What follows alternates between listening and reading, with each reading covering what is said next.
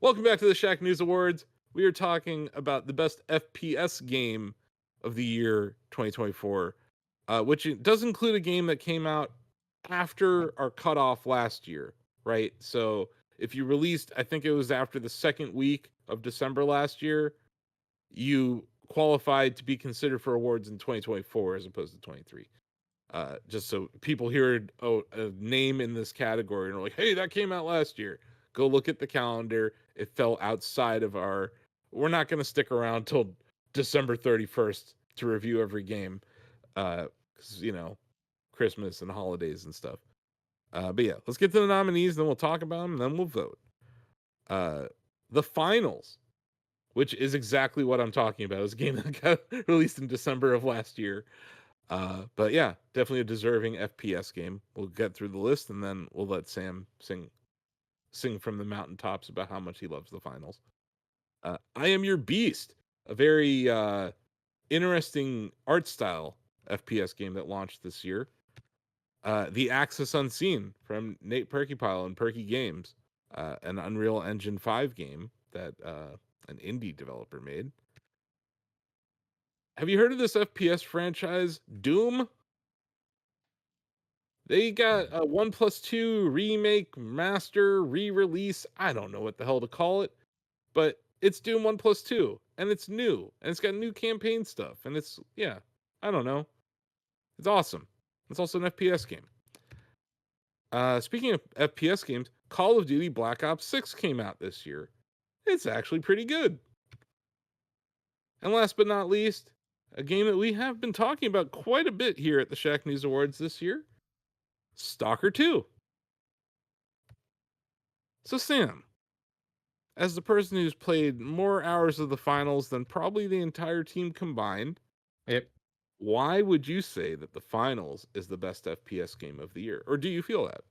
I know you nominated. I feel it is. I feel it's really deserving of it. As someone who's put in 400 hours into the game since it came out, Wow. I have played it competitively in ranked.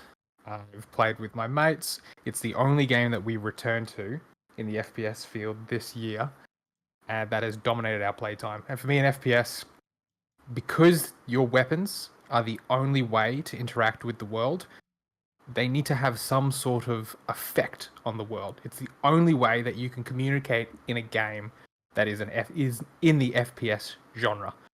And as such, the finals, which is created by a offset of the team that worked on Battlefield Bad Company series, the environmental destruction in the finals is unparalleled.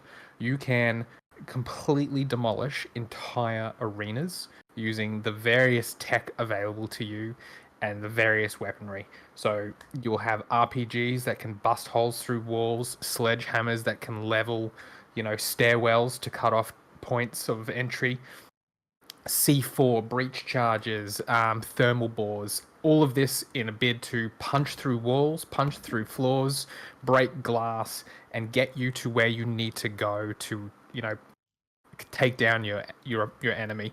And then also just the weaponry itself is incredibly diverse across the three distinct classes of light, medium, and heavy. Each one has their own weapons to choose from, and each one plays vastly different to the other. And all the weapons feel great to shoot. There's any online game goes through sort of, balancing, waxing and waning of some weapons fall into a better meta than others. But you can be competitive with quite a few different options here. And for me as well, when it comes to first-person shooters, it's not just the shooting that is important. Obviously, it's a main component here, but movement is just as important as shooting. Else, we would see on-rails shooters being recognized as best FPS games, and that's just not the case. As much as I love Time Crisis, you can't move in that freely. The finals has a level of movement tech that is quite frankly ridiculously fast. There's actual gravity that can play a role in how you move, so you can be sprinting and slide. You can slide down angled surfaces. The medium has access to a jump pad, so you can string these together.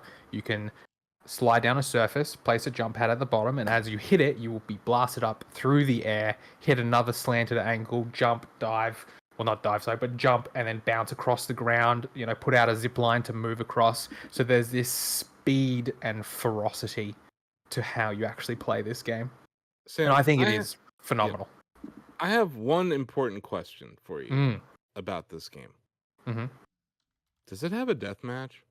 No, and that's important. It would be a lesser experience if it had a deathmatch. There's enough deathmatch games out there that it doesn't need to be watered down with that. If you want to play a deathmatch, there's plenty of others out there. What should I play for a deathmatch right now? UT, and we can teach the that kids all game about came that. out in the year 2000.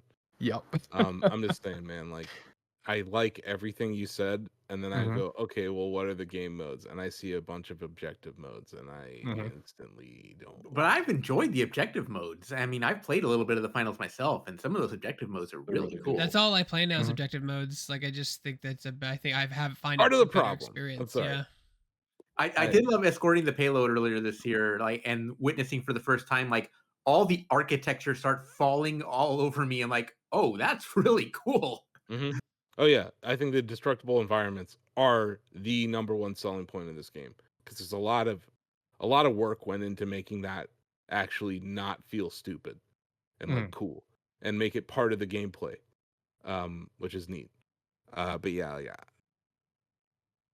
it's why I fell off of Quake 3. The meta shifted to being all about capture the flag, and I was like, I'm out. Had fun, guys. We have a different category. We have a different nominee if you like deathmatch, but I feel like we'll get to it shortly. Yeah, we will. Yeah, I don't know. Sam, do you have anything else you want to say before we move on from the finals? I would implore people to check it out. Yeah. It is a hidden gem that if you haven't looked at it, you really need to do yourself a favor. The team is you have streamed this on your variety show, right? Yeah, I have. Yeah, on a Friday afternoon, Saturday mornings in Australia. Yep. Yeah. So there's a VOD on our Shacknews VOD channel of Sam playing it, which honestly would be better than watching me play it. And also, yeah, you're suffering through a horrible ping to play this game, so you must really like it. 400 hours. That's a lot. That's more than you had in Halo Infinite. Yes, it is. By about 399 right. hours. I'm just kidding. The next nominee, I'm Your Beast. Donovan, you reviewed this, right? I did, yes. An indie shooter, an indie first-person shooter. I think what instantly stands out to me about this game is just the style of it. I mean, Strange Scaffold is great at making these kind of short but memorable experiences. And I just love how straight to the point this game is, how it is just completely no nonsense. You hit start game and you were just in the forest, running around fighting soldiers. And something we talk about a lot here at Shacknews is headshots, and I think this game has a great one where they give you like there's like a red X that pops up over an enemy's face whenever you kill them, and there's just something so satisfying about like the visual and audio feedback when that X pops up, because yes, you're shooting, but also you're throwing things. You know, your gun runs out of ammo. You can throw it at somebody. You can pick up a knife and toss it at their head. But it's a great like just power fantasy, one-man army mutant weapon sort of a gaming experience. And, there's a little bit of like a fun. bullet time mechanic too, right? When you do the X zoom that you're talking about. Yeah, a little bit. That's kind This of cool. gives me big 13 vibes, Donovan. I don't know if you ever played that back in the day. 13. Just the cell shade sort of aesthetic and the sort of slow mo with the rewarding the critical hits and the kills.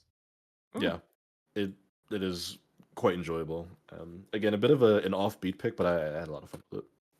No, I think it's a very good nomination in this category because it sticks out in a genre that's like flooded. This actually sticks out. This is single player only, right? Yes, yeah, single player game. So it's it's weird that this category features both single player and multiplayer, but I think it's important to note. It does give you, I think, good reasons to go back to and play more, because every level is like its own little isolated experience. But they time you, they give you like bonus objectives, like hey, don't use this sort of weapon or play like this, which is kind of fun to go back. And I guess if you wanted, you could also like compare times and stats and stuff with friends. So yeah, they do a good job of making it worth your while. This is gonna be a speedrun game if it isn't already. And yeah, I love that we'll have to bring it up in the best headshot category again, Donovan. But like the way that their art style handles headshots, I think is neat. Yeah, that's Oh. excellent. Nice. Oh, we got another indie in here. The Axis Unseen from Perky Games. Showing up in a lot of categories here at the Shacknews Awards. I think it might have gone under some people's radars. This is a UE5 game built by a single dev who used to work on Bethesda games like Skyrim and Fallout 4 and Fallout 76. Nate built a new open world. It's like a heavy metal survival horror open world game. I think is the best way to describe it. I see you nodding, TJ. You want Yeah, to talk about the Axis Unseen a little? yeah. So this game is it's I wouldn't say horror so much as just metal survival. You Yeah. get just like dumped into this wild, right? And you get some arrows, and you're just basically told, go explore. And along the way, you start running into, the further you go, the more you run into increasingly dangerous and larger cryptids based on all sorts of different kinds of mythology. Like, you got everything from small versions of werewolves, dryad deer, up to like straight up Bigfoot and these giant tree sentinels that will like just set you on fire or like stab you with branches from range. And every monster is like more dangerous and more threatening than the last one. To that end, like you start discovering magic for your arrows, where like you can use a certain thing to set your arrows on fire. There are other effects that you can get, and it's also the kind of game where like when you shoot your arrow, you don't just like get another arrow. You actually have to go collect your ammunition from wherever you shot it at, or craft more.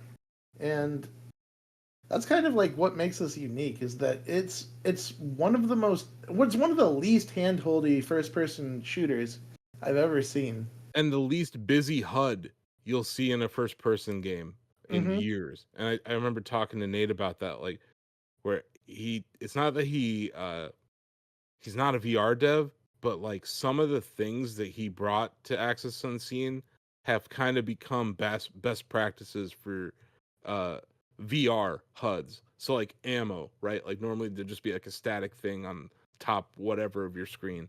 You look down at your quiver to see how many arrows you have in this game. So it's like there's a level of immersion in the Axis Unseen that I don't think you see in even these big budget FPS games that ship. And that's something I really appreciate.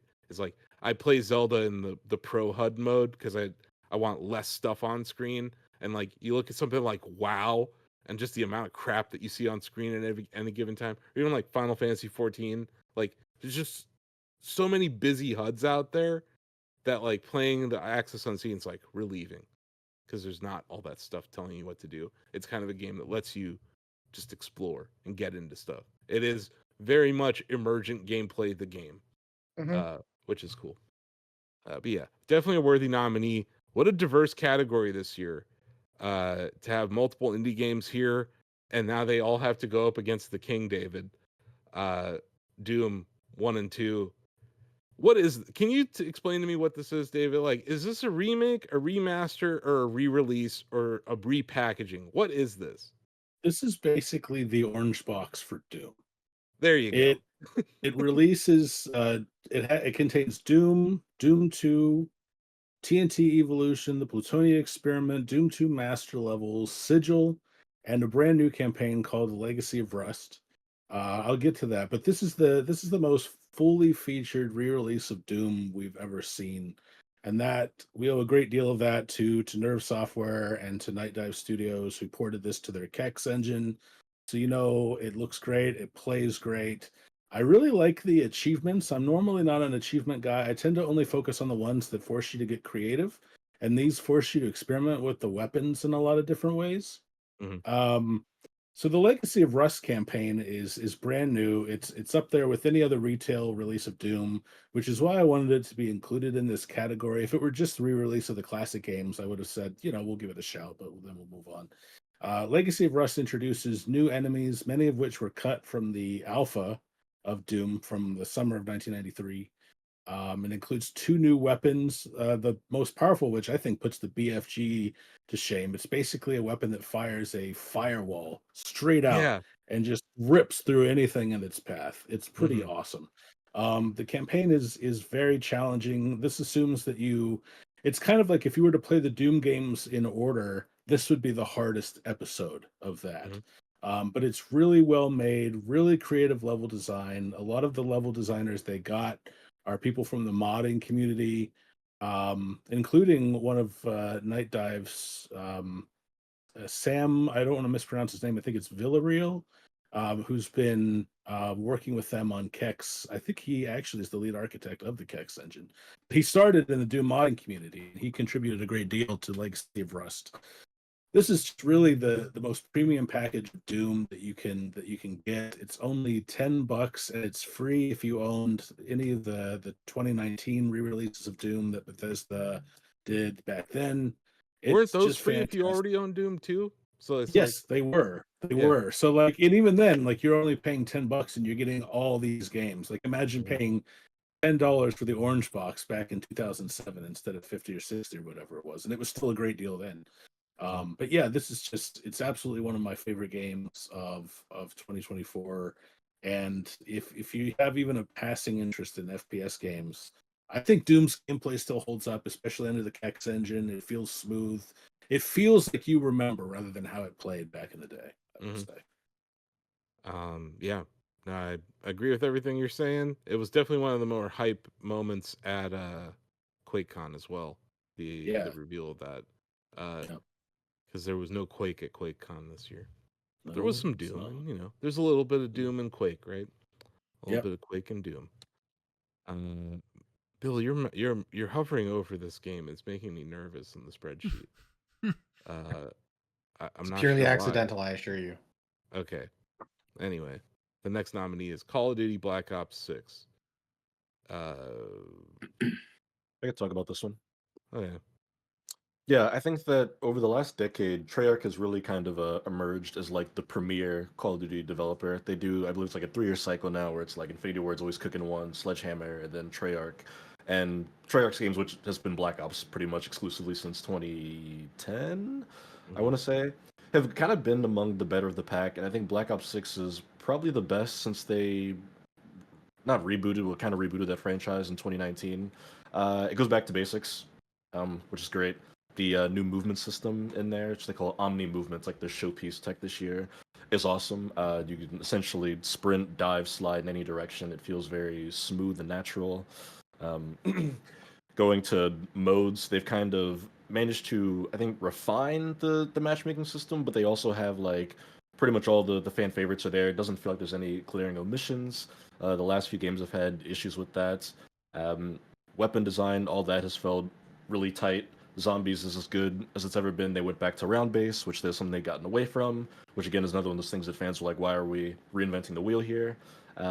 So yeah, it's kind of just been all around like a return to form, solid standard COD. I played a little bit of the campaign, which I don't usually care for COD campaigns, but this one feels good. It's got good set pieces and stuff, and a little bit of a free form progression, which I thought was neat as well. But yeah, I think it's kind of just head and shoulders above what they've done in recent years with the Modern Warfare games. So It's it's a interesting solid when for you there. say Treyarch, and it's like, yeah, modern Treyarch is only known for COD. Yeah, they're just the Black Ops studio, yeah, Yeah. since But 2010 like, at this point.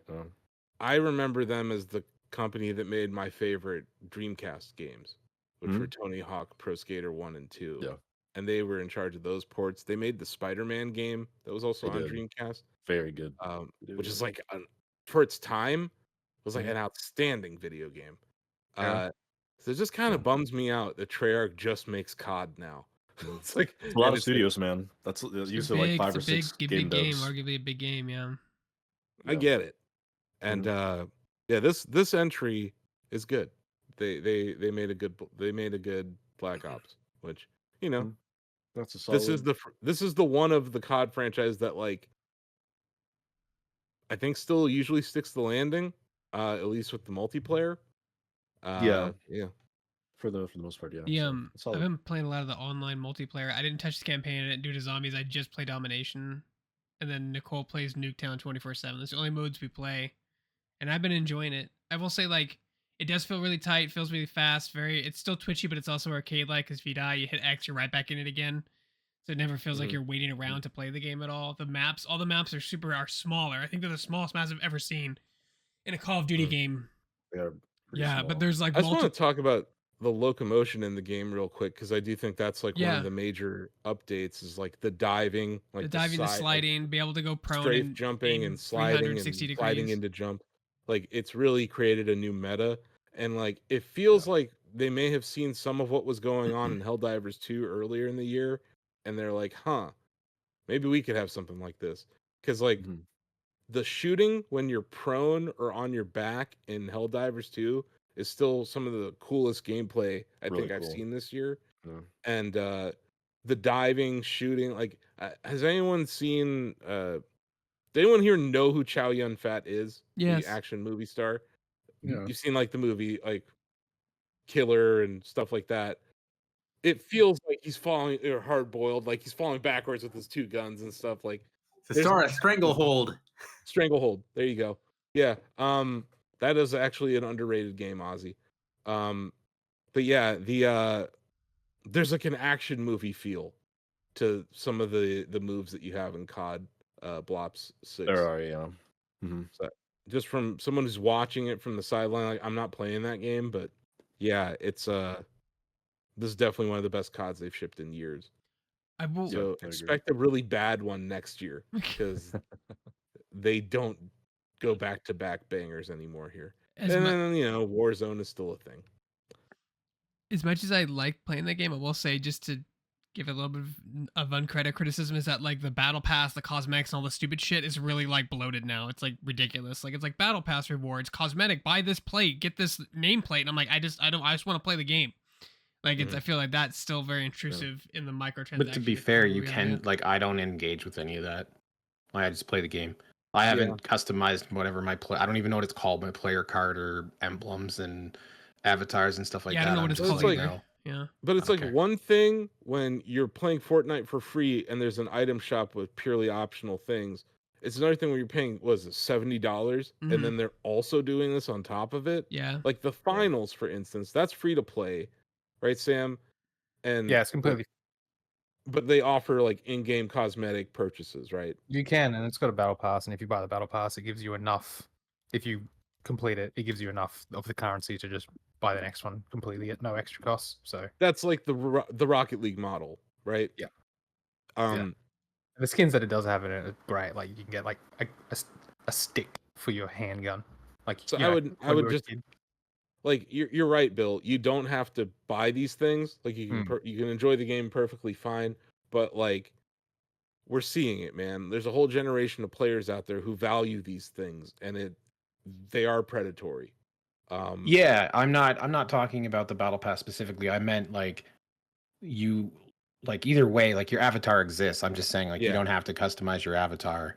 The one thing about the battle pass in COD that I do like is that you can unlock basically whatever you want whenever you want.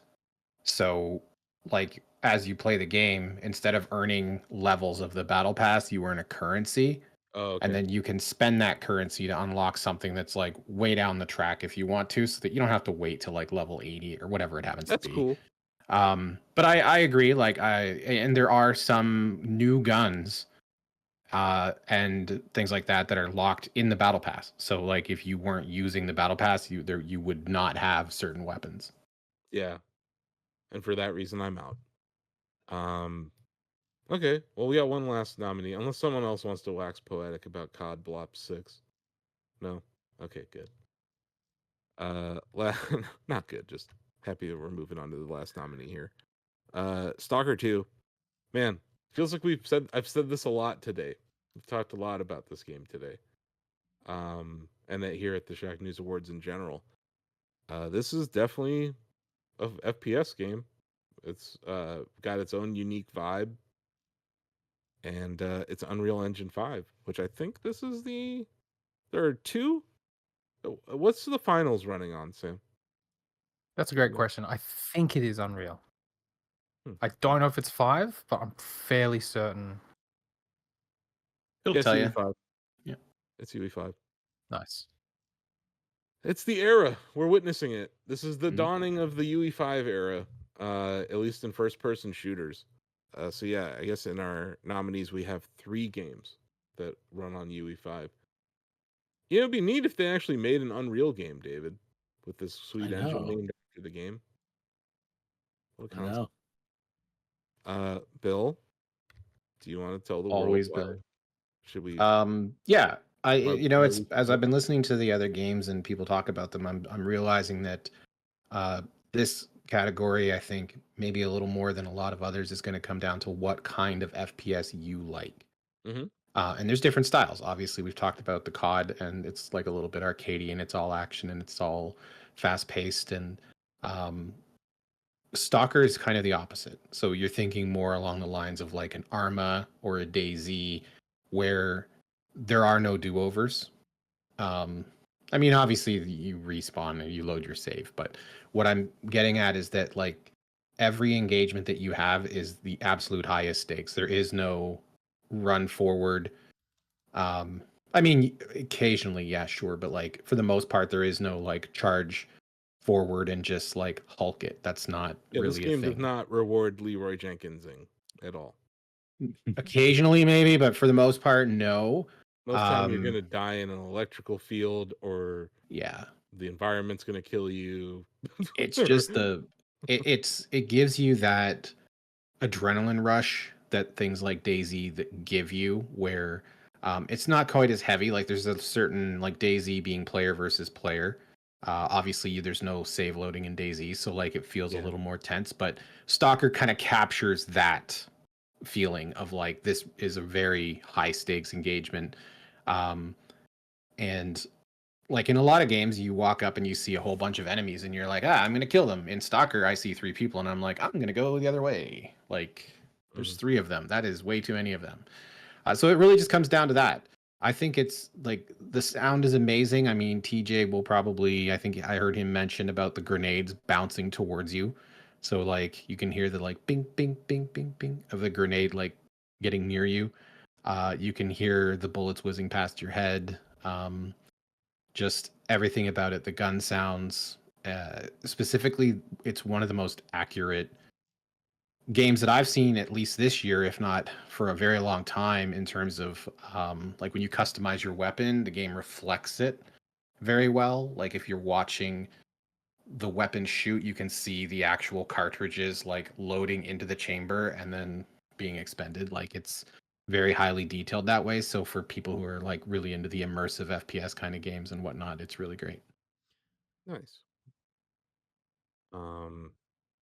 Yeah, I feel like we've talked about this in a lot of categories, so Mhm. people can look around the Shacknews Awards videos to hear more about it in the different categories. Right, we talked about it in open world, we talked about it in some other categories, but definitely a deserving nominee. But what a weird! This is all these games are great. I say this a lot during the Shacknews Awards, but like I mean it. It check out all these games. If you're interested in first person shooters, these 6 games are worth checking out. And everyone should play Doom at least once a year. Just to clear your palette of video games, just go play Doom or Doom 2, whichever one you prefer. I kind of like going back to Doom 1, David, just because it's like That's my favorite. We're like Yeah. back to that Genesis, right? That first level of E1 M1. I'm like, that's so much is Doom. built off of that. Yeah. Yeah. But it is just it's cool to see new levels coming to Doom, new campaigns and stuff. Like how old is this game? 31? It's going to be 31 next week. Yeah. Yeah. Like and we're talking about it at the Shacknews Awards. Yeah, I know. Wow. That kind of speaks to how just how powerful that game is. Anyway. And it can run on everything. Let's see. David, you literally wrote a documentary and the book on FPS games, so I figure why not start with David here? That is a good idea, but I don't do this very often. I'm going to invoke my once daily pass Okay, because I'm torn between 3 games right now, honestly. Okay. And you want to hear people? No, that's I perfectly do. fine. I do. I understand that. I actually do that almost every single award, but I have the wig. Yeah, you have the wig. Donovan. I'm going with the finals. Oh, interesting. Denny. I'm sorry. Yeah, you're going to me when I'm in the middle of a call. I'm All sorry. right. You know what? Considering I've seen more COD than that I actually cared about in the past several years, I'm gonna show COD some love hmm for once because it may not happen again. Yeah, I feel that. Greg. You gotta go. I mean, like Nicole and I've been really enjoying COD, so I'll have to do COD.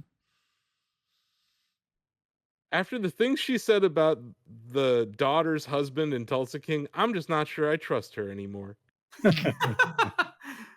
We've brought Yes, Stallone I into am. this. I am bringing Pop Goes the Culture into Wait, this. what did she say but again? I can't remember. I'm trying to remember. We She can't. called him. We can't do cannot this. repeat it. She said Yeah, she called him an offensive term Oh, because he was essentially written off the show after being beaten nearly to death. oh, Anyway, the husband, sorry, right? Yeah, I digress. Yeah, the husband.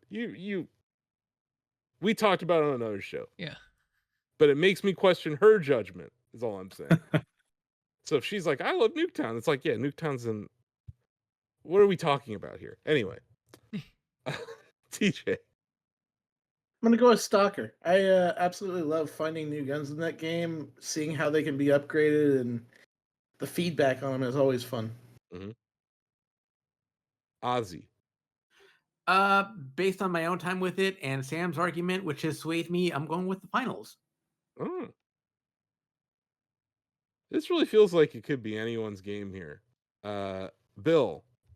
I'm struggling with this more than you might think. No, I know, because you've enjoyed COD quite a bit. Yeah, but I'm not struggling with COD. It's honestly something that I really wanted to. Something that really appeals. Access Unseen is very, very high up in my. Yeah. Because for me, it's about immersion. It's right? different. It's about immersion. That is really what I go for in a shooter. And look, I've had a ton of fun with COD as well, but it's COD, and it just doesn't it doesn't blow me away. In this case, I think I'm gonna go Stalker 2. Although this was as close as I've been to not voting for Stalker 2. Well, I'm sure Nate will appreciate it. Sorry, Nate. No, it's all good. Like he's. I love the Access Unseen. Look at how cool is this though? He's like one dev, and he's being nominated alongside like a $70 billion corporation. Like, I'd say he's done pretty well this year. If Access Unseen is in this company, phenomenal game. Yeah, and just cool. And I want to see what he builds on top of it because I do think he's built a platform that he can build on top of now. So maybe next year we're talking about it as most improved game or something. Sam. No matter what happens here, as an FPS fan, I'm eating well this year. But I got to put my vote behind the finals. Okay. Steve. I don't really know. It's between a couple. I really want to go. I think I'm gonna go with I Am Your Beast. I looked at that video and I really enjoyed what that showed. So Yeah. I think it's very unique in this category, and it's also single player only. And so many FPS games, like you heard Greg, he's like, I don't even play the campaign in COD. Yeah. It's like I'm sure the people who spent the last 5 years working on that love to hear that because the whole community is like that. I mean, I'm like that with a lot of FPS games, and I remember Sam like gasping when I was like, yeah, I played Halo's campaign, Halo's 2 campaign, but like I have like thousands of hours in Halo 2 multiplayer. Yeah, I mean, you still got to play it though, mate. I did. Oh yeah, right. I did. It's so good. Okay, It's so David, good. you've gotten to hear everyone else's votes, and none of them picked Doom. That's all right. It's fine. Perfectly fine. I think Sam's argument was well said, and I've given Stalker 2 a lot of love in other categories, so I'm going to go with the finals. Yeah. this is gonna confuse people because I don't really like this series. I'm voting for COD. It's undeniable. Like, my friends are playing COD more than they have in like 5 years, and Yep. I see it on my friends list. To Denny's point, I see it on my feed. I see it in YouTube Shorts. Like, this is a big deal COD game compared to other years. It is. And yeah, Treyarch makes good games. When you give them time, they make good games, and they needed to make a good COD to prove Satya Nadella right about his $70 billion deal. And I don't know. We'll find out if they ever make that $70 billion back. But my vote didn't matter. I think it's just really funny that I voted for COD at the Shacknews Awards. That's kind of like Freaky Friday right there. But yeah, with 1, 2, 3, 4 votes in favor of the finals to only 3 for COD. The finals is our Shacknews Best FPS Game of the Year 2024. So congratulations.